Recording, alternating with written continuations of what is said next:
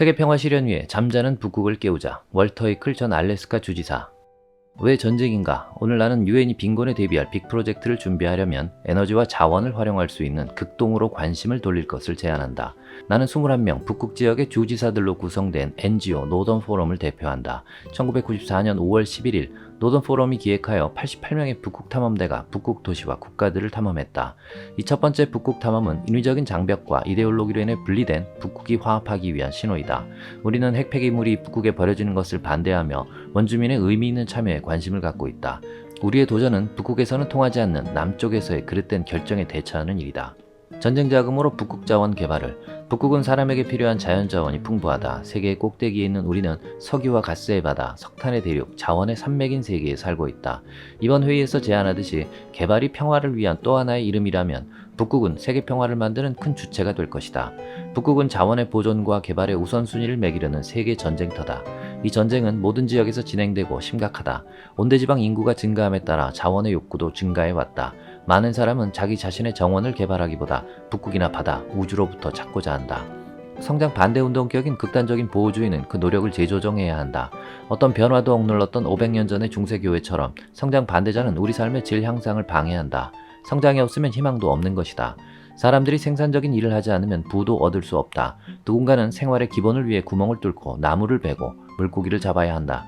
국가 경제가 실패할 때 시스템에 어떤 것을 요구해도 정부는 곤경에 처하고 국가는 파산하고 만다. 그리고 세계 경제가 실패하면 유엔도 실패로 끝나게 될 것이다. 오늘 나는 여러분한테 다음 세기를 위한 제안을 가져왔다. 철학자들은 여러 세기 동안 새로운 세상을 건설하기 위해 토론해왔다. 오늘 우리는 평화세계 건설 문제를 토론하기 위해 모였다. 나의 결론은 평화가 있는 새로운 세상을 건설하기 위해서는 말 그대로 무언가를 건설해야 한다는 것이다. 역사적으로 세계의 시니컬한 지도자들은 경제 전략으로 전쟁을 이용했다. 전쟁은 사람들에게 일자리를 제공하고 그들에게 목적을 준다. 전쟁은 한 나라의 생각을 집중시켜 하나가 되도록 한다. 그러나 왜 전쟁인가? 왜 국가 간 번영을 가져다 줄 큰 프로젝트는 생각하지 않는가? 어떤 이는 돈은 어디서 나오냐고 반문할 것이다. 돈은 문제가 안 된다. 전쟁으로 가는 충분한 돈은 늘 있다. 이것은 단지 우리의 우선순위 문제인 것이다. 극동에서는 우리는 사회를 변화시키는 큰 프로젝트의 힘에 관심을 모아야 한다. 러시아가 6,500km에 이르는 시베리아 횡단철도를 건설해 국가 성장 동력을 가져다 주었고, 알래스카에서는 알래스카 횡단 파이프라인 건설을 통해 큰 변화를 이뤘다.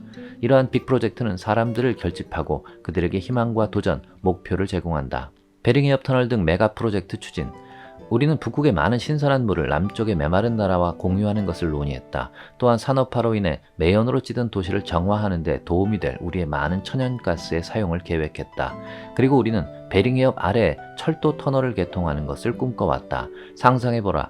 뉴욕에서 열차를 타고 알래스카를 통과하고 러시아의 시베리아 철도를 지나 지구 반바퀴를 돌아 파리까지 도달하는 경이로운 철도 여행을.